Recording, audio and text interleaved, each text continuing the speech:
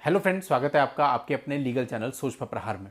दोस्तों, आज के इस वीडियो में आपको एक बहुत इंपॉर्टेंट जानकारी देने वाला हूँ। हमेशा एक बात का डिस्प्यूट रहता है। पति कहता है खुद घर छोड़ के चली गई विदाउट एनी रीजन। पत्नी कहती है कि मेरे को धक्के मार के घर से बाहर निकाल दिया, या मेरे को खुद जाकर के मेरे मायके में छोड़ आया और वापस लेने से मना कर दिया। अब दोस्तों, इस चीज़ की बहुत लड़ाई होती है। आज जो मैं जजमेंट बताने वाला हूँ, यहाँ पे कोर्ट ने ये माना कि अगर पति ने पत्नी को खुद जाकर के मायके छोड़ दिया उसके पिता के घर पे, तो भी उसने कोई गुनाह नहीं किया, क्योंकि पत्नी के कृत्य ही इतने क्रूर थे कि उसके साथ रहना ही मुश्किल था। तो यानी इस चीज को ठीक माना और यह माना कि अगर उसने छोड़ भी दिया तो उस छोड़ने के लिए उसके पास पर्याप्त ग्राउंड था और पति के पक्ष में निर्णय दिया। इस तरह के जजमेंट दोस्तों बहुत कम होते हैं, और अगर कोई लेटेस्ट जजमेंट आपको ऐसा मिल जाए तो ये आपके बहुत काम आ सकता है। इसलिए पूरे मामले को ध्यान से समझिएगा, सबको सारी परिस्थितियां आपको बताऊंगा और लास्ट में क्या जजमेंट हुआ यह भी बताऊंगा। तो आखिर तक वीडियो में बने रहिएगा। अभी तक भी आपने चैनल को सब्सक्राइब नहीं किया है तो चैनल को सब्सक्राइब करके नोटिफिकेशन बेल पर जरूर क्लिक कर लें, ताकि इस चैनल पर आने वाली सभी वीडियोज की निरंतर जानकारियां आपको मिलती रहें। दोस्तों, यहां पर कोर्ट ने यह भी माना कि मानसिक क्रूरता का पता लगाने के लिए ओवरऑल पूरी मैरिड लाइफ को देखा जाना चाहिए, ना कि विवाह की किन्हीं एक दो घटनाओं को।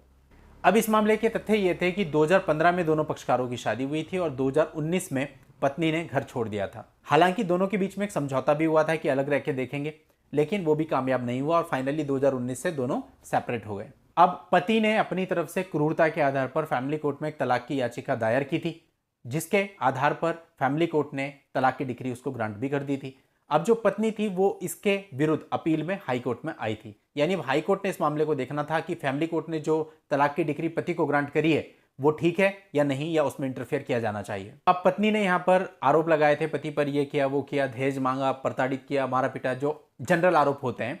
इसके अलावा उसने अपने देवर पर भी आरोप लगाया था कि एक दिन ऐसा हुआ कि उसके देवर ने उसका हाथ पकड़ लिया और उसके साथ छेड़खानी करने की कोशिश करी।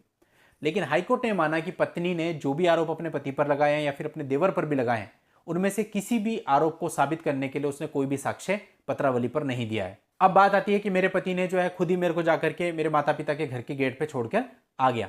तो कोर्ट ने माना कि अच्छा, अगर इस बात को मान भी लें इसी तरीके से कि जो पति है वो खुद ही अपनी पत्नी को लेकर के गया और उसके पिता के घर के गेट पर छोड़ करके आ गया, लेकिन ये जो परित्याग किया, इस परित्याग का उसके पास पर्याप्त कारण विद्यमान है।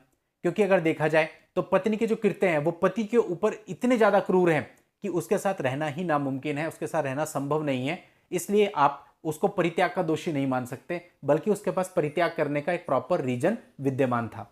तो इस प्रकार से कोर्ट ने यह माना कि भाई जो फैमिली कोर्ट ने पति को तलाक की डिक्री दी है वो बिल्कुल ठीक है और उसमें किसी भी प्रकार के इंटरफेयर करने की जरूरत नहीं है। पत्नी की जो अपील थी उसको खारिज कर दिया गया। तो इस प्रकार से दोस्तों, चाहे कोई भी पक्षकार हो, अगर वो बिना किसी सबूतों के कोई भी आरोप लगा करके आगे तो बढ़ जाएगा, लेकिन वो केवल अपने 4-5-7 साल खराब करेगा कोर्ट के अंदर, मिलना कुछ भी नहीं है।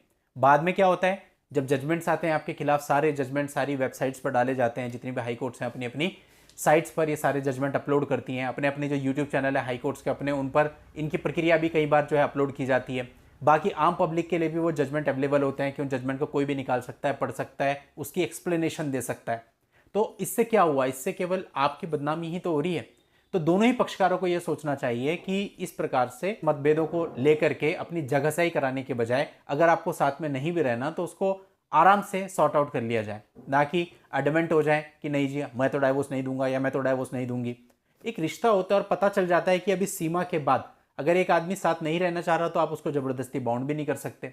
तो फिर इस प्रकार का सोचना कि अगर हम केस करेंगे तो शायद हो सकता है कि हम मन मांगी अपनी मांग को मनवा सकें, ऐसा नहीं होता है। आज के टाइम पे बिल्कुल भी ऐसा नहीं होता। फॉर एग्जाम्पल, अगर कोई ये सोचे कि मैं 2 केस कर दूंगा और ये अपनी 1 करोड़ की प्रॉपर्टी मेरे नाम कर देगा, वो पागल है क्या? वो ये सोचेगा कि मैं 5 लाख रुपए केस में लगा लेता हूं ना, फिर भी 95 लाख मेरा बचता है, मैं क्यों नाम करूंगा किसी के? तो बहुत सिंपल सी बात है। आज के समय ऐसा कुछ नहीं है, इतनी अवेयरनेस लोगों में भी आ चुकी है, सालों हो गए इस प्रकार के वीडियोस बनाते हुए, और गूगल पे भी दुनिया भर का कंटेंट अवेलेबल है, बुक्स अवेलेबल है, पढ़ा लिखा आदमी है। तो मुझे नहीं लगता कि आज के समय आदमी इतना अनअवेयर है कि कोई पुलिस का कॉल जाएगा तो एकदम से अपना हाथ पैर छोड़ देगा और घबराने बैठ जाएगा। ठीक है, हो सकता है शुरुआत में थोड़ी सी एंग्जाइटी हो, परेशान हो, लेकिन धीरे धीरे जब चीजें समझ में आएगी उसका दिमाग स्टेबल हो जाएगा, और जब स्टेबल हो जाएगा तो बस फिर ये एक डेड प्रक्रिया बन के रह जाती है। सालों दोनों पक्षकार आ रहे हैं और अपना जीवन और पैसा खराब कर रहे हैं। तो आपको खुद सोचना है, और इस मामले का लिंक आपको इस वीडियो के नीचे डिस्क्रिप्शन में मिल जाएगा, वहां जाके आप पूरे मामले की जानकारी ले सकते हैं। आज की इस वीडियो में इतना ही। नेक्स्ट वीडियो में नई जानकारी के साथ मैं आपसे फिर मिलता हूं। तब तक के लिए good bye and thank you for watching. Take care.